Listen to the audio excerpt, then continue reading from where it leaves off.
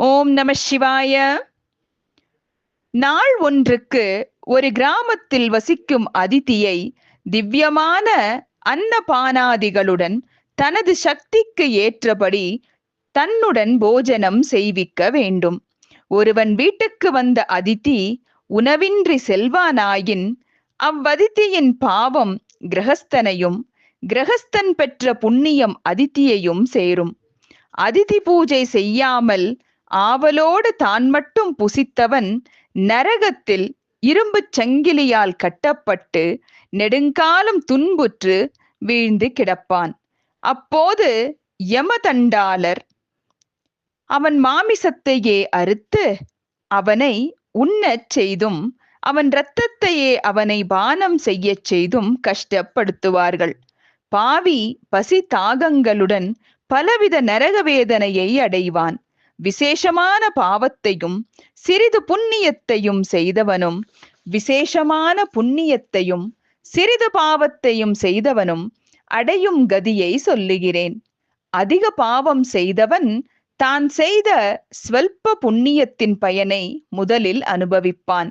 அவன் புண்ணிய பயனை அனுபவித்தாலும் அது அவனுக்கு சுகமாக தோன்றாது. அவன் புண்ணியம் குறைய குறைய சுகமும் குறைந்து பாவ அனுபவம் பின்னர் விரைவில் சம்பவிக்கும்.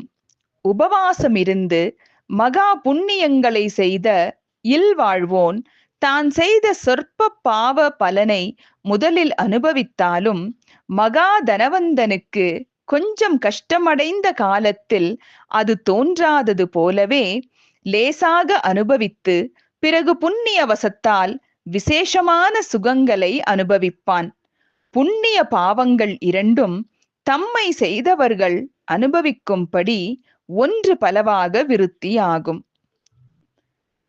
புண்ணியசாலிகள் பெரும் பதவிகள். வேதவியாசர் சனத்குமார முனிவரை பார்த்து, மா முனிவரே, பாவிகள் பெருந்துக்கம் அனுபவித்துக் கொண்டு யமபுரத்தை அடைவார்கள் என்று சொன்னீர்களே, யமலோகத்துக்கு செல்வோரை சுகமாக செலுத்தத்தக்க தர்மங்கள் இவையென்று கூறியருள வேண்டும் என்று கேட்டார். அதற்கு சனத்குமார முனிவர் வியாசரை நோக்கி, வியாசரே, அவற்றையும் சொல்லுகிறேன், நிதானமாக கேளுங்கள் என்று சொல்லத் துவங்கினார். வியாசரே, சாஸ்திரங்களை அதிக்கிரமித்து செய்கிற அசுப கர்மங்களும் சாஸ்திர யுக்தமாக விளங்கும் சுப கர்மங்களும் செய்தவர்கள் அவற்றின் பயன்களை அனுபவித்தே தீர வேண்டும். ஆகையால் முதலில் சுகத்தை கொடுக்கத்தக்க தர்மங்களை சொல்லுகிறேன் கேளும். இவ்வுலகத்தில் சாந்தமான மனசோடு தயையுடன் சாஸ்திர சம்பந்தமான கர்மங்களை செய்பவர்கள் யாவரும் யமமார்க்கம் மகா பயங்கரமாக இருப்பினும் தாம் செல்லும் போது சுகத்துடனேயே காணப்படுவர். அத்தகைய சுகமான வழியிலேயே யமபுரத்தை அடைவார்கள். வேதியருக்கு செருப்பையாவது பாதுகையாவது தானம் செய்தவன் சிறந்த ஒரு குதிரையில் ஏறி சுகமாக யமபுரத்தை அடைவான். பிராமணருக்கு பக்தி ஸ்ரத்தையுடன் குடையை தானம் செய்தவன் பட்டுக்குடை பிடித்து கொண்டு யமமார்க்கத்தை கடப்பான். பல்லக்கு தானம் செய்தவன் திவ்யமான ரதத்தில் ஏறிக்கொண்டு யமமார்க்கத்தை தாண்டுவான். கட்டில் முதலிய படுக்கைகளை தானம் செய்தவன் சுகமாக யமமார்க்கத்தை தாண்டுவான். வீதிகளில் மரங்களை வைத்து வளர்த்தவனும் நந்தவனங்களை உண்டு பண்ணினவனும் தோப்புகள் வைத்து நிழல் உண்டாக்கியவனும் புஷ்ப விமானங்களில் ஏறி யமமார்க்கத்தை கடந்து யமபுரத்தை அடைவான்.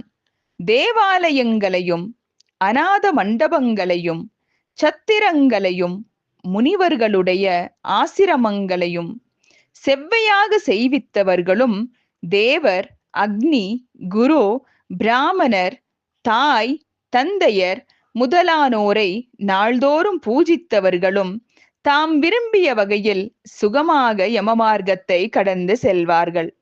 சத்திரம் சாவடிகள் கட்டுவித்து வழி செல்வோரை ஆதரித்தவர்கள் சிறிதும் துன்பமில்லாமல் மகிழ்ச்சியாக யமவழியை தாண்டுவார்கள்.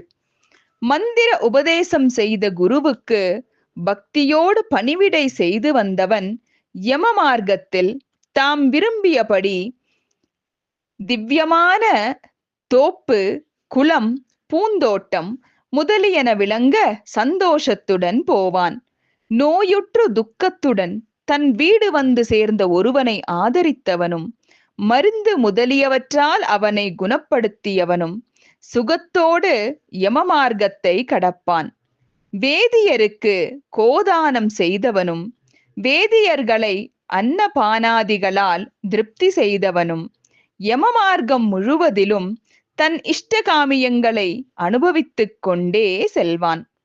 வேதியனுடைய கால்களை சுத்த ஜலத்தால் கழுவி புனிதம் செய்தவர்கள் குளிர்ந்த பூஞ்சோலைகள் வழியாக குதிரையின் மீதேறி யம வழியை கடப்பார்கள். வேதியருடைய கால்களை கழுவி வஸ்திரங்களால் துடைத்து அன்னபானாதிகளை அளித்து உபச்சாரம் செய்தவன் சந்தோஷமாக யம மார்க்கத்தை தாண்டி யமனால் மரியாதை செய்ய பெறுவான். நவரத்தினங்களையும் ஸ்வர்ணத்தையும் அந்தனோத்தமருக்கு தானம் செய்தவர்கள் கஷ்டமான வழி முழுவதும் சுகமாக தாண்டி செல்வார்கள். வெள்ளியால் செய்த ரிஷபத்தை தானம் செய்தவன் திவ்யமான வாகனங்களில் ஏறிச் செல்வான். பூமி தானம் செய்தவன் அருமையான வழியில் போவான். இவ்வாறு நல்ல சௌக்கியத்துடன் சென்று யம தரிசனம் செய்து ஸ்வர்க்க போகங்களை அனுபவித்துக் கொண்டிருப்பார்கள். முன்பு சொல்லி வந்த எல்லா தானங்களிலும் அன்னதானமே சிறந்தது. ஏனென்றால் அப்போதே பிரீத்தியையும் திருப்தியையும் உண்டு செய்ய வல்லதும் மனோகரமானதும் உடலுக்கு வலிமையும் புத்தி விருத்தியையும் உண்டாக்கத்தக்கதும் அதுவே ஆகும்.